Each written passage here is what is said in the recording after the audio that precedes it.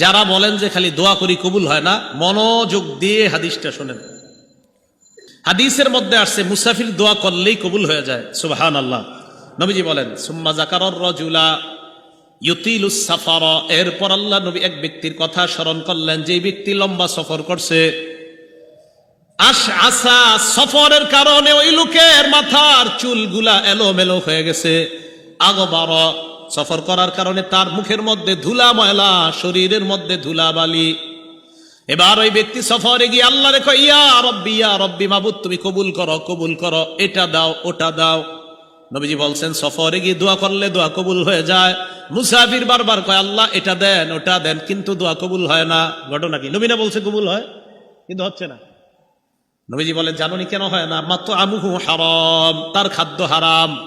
ওয়া মাশরাবুহু হারাম, তার পানি হারাম। ওয়া মালবাসুহু হারাম, তার পোশাক হারাম।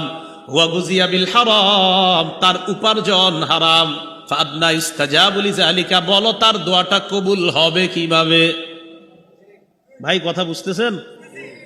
তাহলে আপনি মসজিদে গিয়ে বলতেছেন আল্লাহ একটা সন্তান দেন, আল্লাহ একটা সন্তান দেন, আল্লাহ একটা সন্তান দেন। রাসূল বলছে উম্মত তোমার খাদ্য কি হালাল? জি না হুজুর, আমার খাদ্য হারাম। রাসূল বলছেন তোমার পানীয় কি হালাল? না, আমার পানীয় হারাম। রাসূল বলছেন তোমার পোশাকটা কি হালাল? না, না, আমার পোশাক হারাম। রাসূল বলছেন তোমার উপার্জনটা কি হালাল? না, আমার উপার্জন হারাম। তো আপনি খালি বলতে থাকেন আল্লাহ দেন দেন দেন, কাজ হবে না। পোশাক হারাম, খাদ্য হারাম, পানীয় হারাম, হাজারো দোয়া করেন, কবুল হবে না। আগে তো আপনার শর্ত ঠিক রাখতে হবে, আল্লাহ দোয়া কবুল করবেন যদি, তো যদি তো ঠিক নেই, আপনার হালাল যাইতে হবে। আল্লাহ আমাদেরকে বুঝার তৌফিক দান করেন। তাহলে সন্তান এরপরেও হালাল ভাবে চাওয়ার পরেও যদি দোয়া কবুল না হয়, তা আপনি নিশ্চিত থাকবেন যে আপনি হালাল খাদ্য পেটে ঢুকানোর পরে যখন দোয়া করবেন, আপনার দোয়া 3 পদ্ধতির এক পদ্ধতিতে কবুল হয়েই যাবে। 1 নাম্বার, নগদ কবুল হবে দুনিয়াতে। ইম্মা আইয়ু আজ্জিলা লাহু ফিদ দুনিয়া, হয়তো আল্লাহ নগদ ওটা আপনার দুনিয়াতে কবুল করবেন। 2, যদি কবুল না করে ইয়াকশিফা আনহু সুআ, এই দোয়ার পরিবর্তে আগামীকাল আপনি একটা বিপদে পড়তেন, পরশু একটা বিপদে পড়তেন, আজকের দোয়াটা কবুল না করে ওই বিপদ থেকে আল্লাহ আপনাকে উদ্ধার করে দিবেন। 3 নাম্বার, ইম্মা ইয়াদাখিরা লাহু ফিল আখিরা, এই দোয়া দুনিয়াতে আল্লাহ কবুল না করে আখিরাতের জন্য সঞ্চয় করে রাখবে, সেদিন এই দোয়ার পাহাড় দিয়ে আল্লাহ আপনাকে পার করে জান্নাত দান করবে। তাহলে সন্তান এর জন্য দোয়া করা। দোয়া যখন করবেন, দোয়ার কিছু নিয়ম আছে। সবচেয়ে উল্লেখযোগ্য একটা নিয়ম মনে রাখবেন, দোয়ার শুরুতে আল্লাহর প্রশংসা করা, এরপর নবীর উপর দুরূদ পড়া। বলেন আল্লাহর প্রশংসা করা, এরপর নবীর উপর দুরূদ পড়া, এটা দোয়ার মধ্যে করবেন। এই জন্য আমাদের ইমাম সাহেবরা যখন দোয়া করে দেখবেন বলে আলহামদুলিল্লাহি রাব্বিল আলামিন ওয়াল আকিবাতু লিল মুত্তাকিন ওয়াসসালাতু ওয়াসসালামু আলা সাইয়্যিদিল আমবিয়া ওয়াল মুরসালিন, এরপর বলে আল্লাহ রে আল্লাহ এটা দেন, ওটা দেন। তাহলে প্রথমে প্রশংসা করে, পরে আবার দুরূদ পড়ে। তিরমিজি শরীফের 3476 নম্বর হাদিসের বর্ণনা, বাইনামা রাসূলুল্লাহ সাল্লাল্লাহু আলাইহি ওয়াসাল্লাম কাঈদুন, নবীজি মসজিদের মধ্যে বসা। ইজ দাখালা রাজুলুন, এক ব্যক্তি মসজিদের মধ্যে আসছে, আসার পর ফাসাল্লা, নামাজ পড়ছে। নামাজ পড়ার পর এরপর ওই লোকটা আল্লাহকে বলতেছে আল্লাহুম্মা গফিরলি আল্লাহুম্মা আরহামনি, আল্লাহ আপনি আমাকে ক্ষমা করেন, আপনি আমাকে দয়া করেন। নামাজ পড়ছে, নামাজ পড়ে দোয়া করছে, আল্লাহ আপনি আমাকে ক্ষমা করেন, আপনি আমাকে দয়া করেন।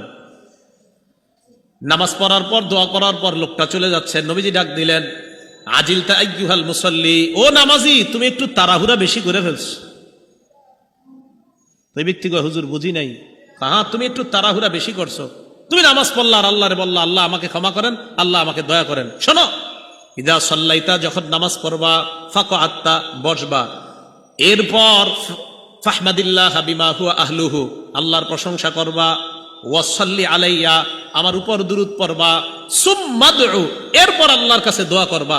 হাদিসের শেষে নবীজি সাল্লাল্লাহু আলাইহি সাল্লামের সাহাবী বলেন সুম্মা জাআ রাজুলুন আখর সুম্মা সাল্লা রাজুলুন আখর, আরেক ব্যক্তি আসছে, আয়েশা নামাজ পড়ছে।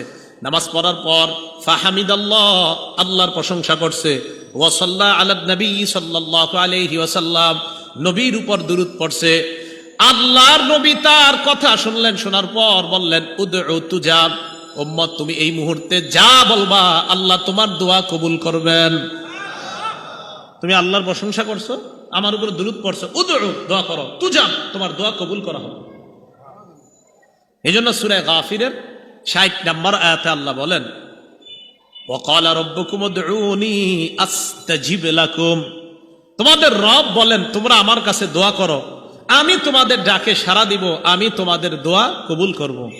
আমি তোমাদের ডাকে সাড়া দিব, আমি তোমাদের দোয়া কবুল করব।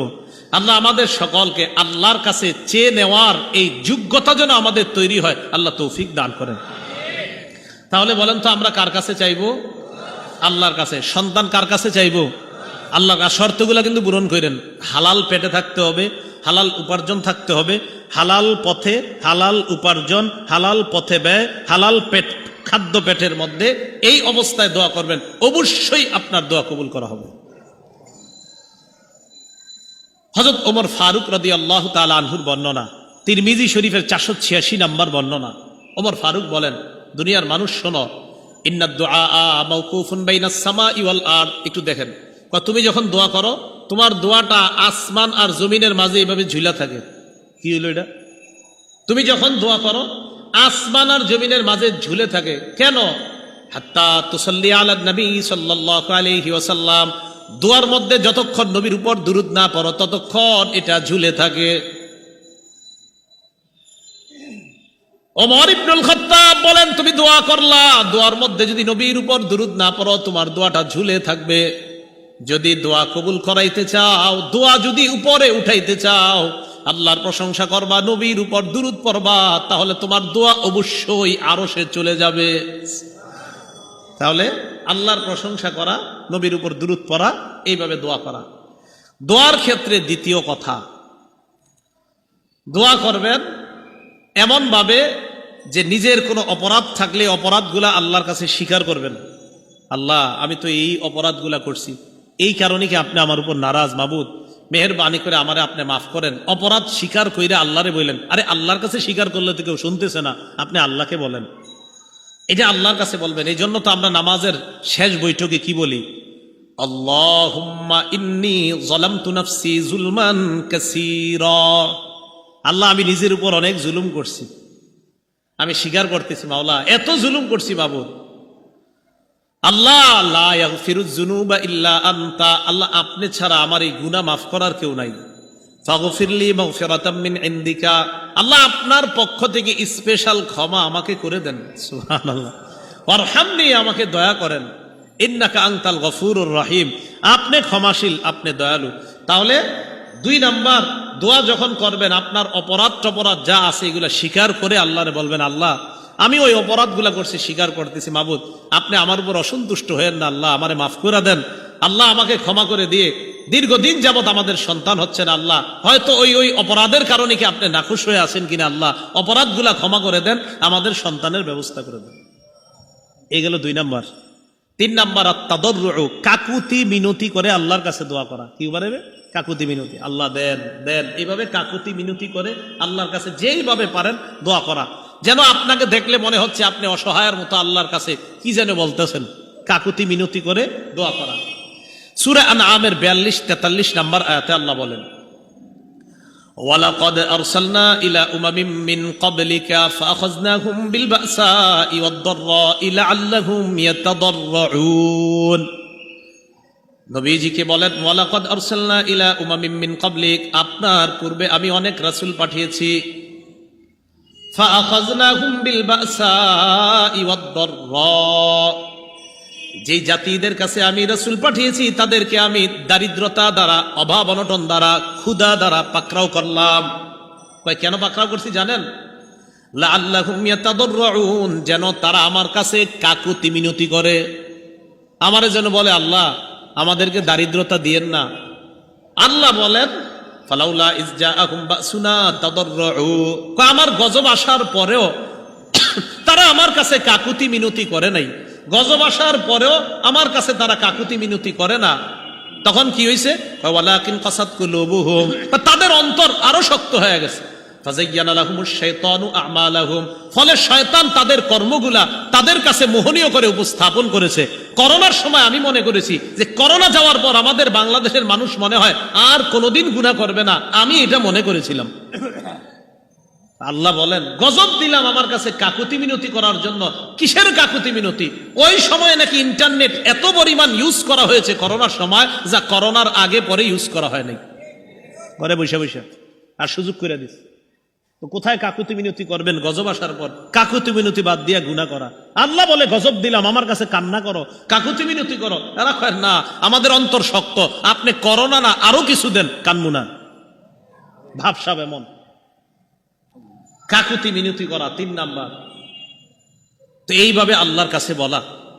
আল্লাহ পাক রব্বুল আলামিন বলেন সূরা আরাফের ৫৫ নাম্বার আয়াতে, উদউ রাব্বাকুম তাদাররুআন ওয়া খুফিয়া, তোমরা তোমাদের রবকে ডাকো কাকুতি মিনতি করে এবং গোপনে। মসজিদের এক কোনায় বসে যান মিয়া, সব মুসল্লিরা বের হওয়ার পর আস্তে ধীরে আল্লাহর কাছে আপনি বলতে থাকেন।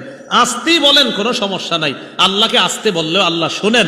সহিহ বুখারীর ২৯৯২ নম্বর হাদিসের বর্ণনা, রাসূলের সাহাবী আবু মুসা আশআরী রাদিয়াল্লাহু তাআলা আনহু বলেন, কুন্না মা রাসূলিল্লাহি সাল্লাল্লাহু আলাইহি ওয়াসাল্লাম ফি সাফার, নবীজির সাথে এক সফরে ছিলাম আমরা। কুন্না ইযা আশরাফনা আলা ওয়াদ, আমরা যখন উঁচু জায়গায় আরোহণ করতাম, হাল্লালনা ওয়া কাব্বারনা, আমরা লা ইলাহা ইল্লাল্লাহ বলতাম আর বলতাম আল্লাহু আকবার। হাত্তা ইরতাফাত আসওয়াতুনা, আমাদের আওয়াজগুলা মাঝে মাঝে বেশি হয়ে যেত। লা ইলাহা ইল্লাল্লাহর আওয়াজ আর আল্লাহু আকবারের আওয়াজ খুব বেশি হয়ে যেত মাঝে মাঝে। নবীজি আমাদেরকে বলতেন, ইরবাউ আলা আনফুসিকুম, এই নিজেদের প্রতি একটু সদয় হও। ইন্নাকুম লা তাদউনা আসাম্মা ওয়ালা গায়িবা, আরে তোমরা যে রবকে ডাকতেছো সেই রব বধির না যে ওনারে জোরে বইলা শোনাইতে হবে। উনি বধির না, উনি শোনেন। ওয়ালা গায়িবান, উনি অনুপস্থিত না। ইন্নাহু মাআকুম, ওই রব তোমার সাথেই আছেন। ইন্নাহু সামিউন করিব। আপনি মসজিদের এক কোনায় বৈশা এই আস্তে ধীরে কাকুতি মিনতি করে কর, আরে বলতে থাকেন, প্রতিদিন বলতে থাকেন, আর সন্তান হবে আপনার। বলতে থাকেন বারবার, আরে বলেন না আস্তে ধীরে বসে বসে বলেন, আল্লাহ আপনি ছাড়া কই যাবো, এইভাবে আল্লাহরে বলেন। আল্লাহ আপনার কথা শুনবে না তো কারটা শুনবে? এগুলো ৩ নাম্বার, কাকুতি মিনতি করে আল্লাহর কাছে চান। ৪ নাম্বার, দৃঢ় প্রতিজ্ঞা নিয়ে চাবেন, না আমাকে দিবেই আল্লাহ। দৃঢ় প্রতিজ্ঞা ৪ নাম্বার, আমাকে দিবেন, আমার রব আমাকে দিবেনই, এই প্রতিজ্ঞা করা, এটা ৪ নাম্বার। সহিহ বুখারীর বর্ণনা ৬৩৩৯ নাম্বার হাদিসের বর্ণনা। ক্বালা রাসূলুল্লাহ সাল্লাল্লাহু আলাইহি ওয়াসাল্লাম, নবীজি সাল্লাল্লাহু আলাইহি ওয়াসাল্লাম বলেন, লা ইয়াকুলান্না আহাদুকুম, তোমাদের কেউ যেন এইভাবে দোয়া না করে। কিভাবে? আল্লাহুম্মা গফিরলি ওয়ারহামনি ইন শিতা, আল্লাহ আপনি আমাকে মাফ করেন, আপনি আমাকে দয়া করেন যদি আপনি চান। এমনি দোয়া করো না। তোমাদের কেউ যেন দোয়া এইভাবে না করে যে আল্লাহ আপনি আমাকে মাফ করেন, আপনি আমাকে ক্ষমা করেন যদি আপনি চান। তুমি এটা আবার কি কইলা, যদি আপনি চান? নবীজি বললেন এইভাবে বলবা না, লিআজিমিল মাসআলা, তুমি দৃঢ়ভাবে বলবা আল্লাহ আমাকে মাফ করেন, আল্লাহ আমাকে ক্ষমা করেন, দৃঢ়তার সাথে বলবা। এটা দৃঢ়তার সাথে বলবা। ফাইন্নাহু লা মুকরিহা লা, আল্লাহকে বাধ্য করার মতো কেউ নাই। তুমি যে আল্লাহরে বললা আল্লাহ আপনার মন চাইলে মাফ করেন, আল্লাহরে কি তুমি বাধ্য করতে চাও যে মন চাক আর না চাক? এটা কেমন শব্দ বললা? এই শব্দ আল্লাহকে কখনো বলবা না। আল্লাহ মাফ করেন, আল্লাহ ক্ষমা করেন, একিন রাখবা আমার রব আমাকে মাফ করবেনি, আমার রব আমাকে ক্ষমা করবেনি। আপনি আস্তে ধীরে কাকুতি মিনতি করে মসজিদের কোনায় বসে বলেন, আল্লাহ সন্তান হচ্ছে না, সন্তান দেন। মা বোনরা যারা আছেন ঘরে এক জায়গায় বসেন, বৈশা আল্লাহরে বলেন, আল্লাহ বিয়ে হলো 10 বছর সন্তান হয় না, আল্লাহ আপনি দেন, আপনি ছাড়া তো সন্তান কেউ দিতে পারে না, মাবুদ কোথায় যাব, আল্লাহ আপনি দেন। দৃঢ় প্রতিজ্ঞা রাখবেন যে আমার রব আমাকে সন্তান দিবেনি। জাকারিয়া নবীকে বৃদ্ধ বয়সে দিলেন, ইব্রাহিম নবীকে বৃদ্ধ বয়সে দিলেন, আপনাদের তো বয়স এখনো 30 বার হয় নাই। রাসূল সাল্লাল্লাহু আলাইহি সাল্লাম বললেন আল্লাহর কাছে চাইতে হবে কিভাবে বলেন তো? দৃঢ় প্রতিজ্ঞা, না আমার রব আমাকে দিবেন। 5 নাম্বার, পিরাপিরি করা। পিরাপিরি মানে কারে কয়? পিরাপিরি আবার কারে কয় দেখেন, একটু বুঝেন আবার। আল্লাহ দেন দেন দেন, আল্লাহ দেন, আল্লাহ আপনি দেন, আপনি দেন, আপনি না দিলে কে দিবে? আল্লাহ আপনি দেন দেন, এইভাবে বলা, এটারে পিরাপিরি। ফাথুল বারি 11 নম্বর খণ্ড 98 নম্বর পৃষ্ঠা আসছে আম্মা জান আয়েশা সিদ্দিকার বর্ণনা, ইন্নাল্লাহা ইউহিব্বুল মুলিহিনা ফিদ দুআ, দোয়ার মধ্যে যারা এটা করে বারবার, আল্লাহ দেন দেন, আল্লাহ আপনি দেন, আপনি না দিলে কে দিবে, আল্লাহ দেন দেন, এইভাবে বারবার বলাটা আল্লাহ পছন্দ করে। যে আমার বান্দা আমারে বারবার বলতেছে, আল্লাহ পছন্দ করে। তাহলে সন্তান আপনি আল্লাহর কাছ থেকে চেয়ে নেবেন, নেওয়ার পর এই সন্তানটাকে আদর্শ যোগ্য সন্তান হিসাবে গড়ে তুলবেন। লালন পালন যখন করবেন ইসলামী সভ্যতায়, ওই সন্তান পিতা মাতার অধিকারগুলা রক্ষা করবে। ওই সন্তান কখনো তার মা বাবাকে বৃদ্ধাশ্রমে রেখে আসবে না, মা বাবাকে কষ্ট দিবে না, বরং ওই সন্তান মনে করবে আমার মা বাবা আমার জান্নাত, আমার মা বাবাই আমার জাহান্নাম। যদি তাদের প্রতি সদাচরণ করি তাহলে জান্নাত সহজ, যদি তাদের প্রতি আমি বেয়াদবি অসদাচরণ করি তাহলে জাহান্নামও সহজ। আল্লাহ আমাদের সকলকে সূরা বাকারা এবং বনী ইসরাঈলের দুটি আয়াতকে সামনে রেখে যে কথাগুলো আমরা জানলাম শুনলাম, আমি সহ আমাদের সকলকে পিতা মাতার প্রতি যেন আমরা আনুগত্যশীল সন্তান হতে পারি, আল্লাহ তৌফিক দান করেন। আমিন। ওয়া আখিরু দাওয়ানা আনিল হামদুলিল্লাহি রাব্বিল আলামিন।